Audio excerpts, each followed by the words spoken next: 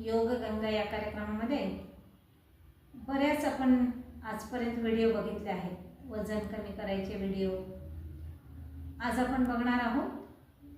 बऱ्याच जणांचा प्रश्न आहे की सकाळी उठल्याबरोबर पोट साफ होत नाही, मग काय कारण आहे किंवा उशीर लागतो शौचालय गेलं तर। सगळ्यात महत्त्वाचं म्हणजे पहिलं कारण म्हणजे पहिल्या दिवशी आम्ही रात्री जे जेवतो तो उशिरा जेवल्यामुळे पहिलं कारण आहे।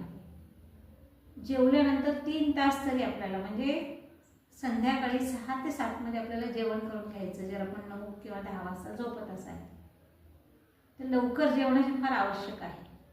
मग पाण्याचं प्रमाण शरीरामध्ये ते भरपूर असणं आवश्यक आहे आणि त्याच्यासाठी काही रेचक आपण घरी घेऊ शकतो। उदाहरणार्थ एरंडीचं तेल घेऊ शकतो आपण किंवा त्रिफळा चूर्ण घेऊ शकतो आणि त्याचे जे आसनं आहेत, पोटावरचे आसनं आहेत, आपलं जे मेटाबॉलिझम आहे त्याला मजबूत करायचे आणि कपालभाती प्राणायाम पण त्याच्यासाठी खूप चांगला आहे। मग काही जे पोटावरचे आसनं आहेत, उदाहरणार्थ पवन मुक्तासन आहे, उत्तान पादासन आहे, त्याच्यामध्ये आपल्याला कपालभाती करायचं आहे।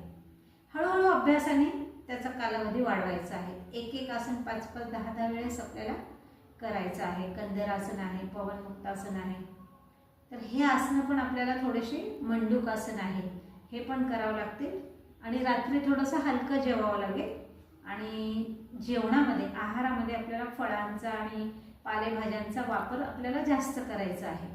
पोळी भाकरी थोडीशी कमी करायची आहे। फायबर आपल्याला यावं, आपल्या शरीरामध्ये फायबर जावं हे आपण लक्षात ठेवायचं आहे। मग त्याच्यासाठी थोडंसं फायबर पण घ्यायचं आहे। म्हणजेच फळांमध्ये भरपूर फायबर असतं किंवा पालेभाज्यांमध्ये पण भरपूर।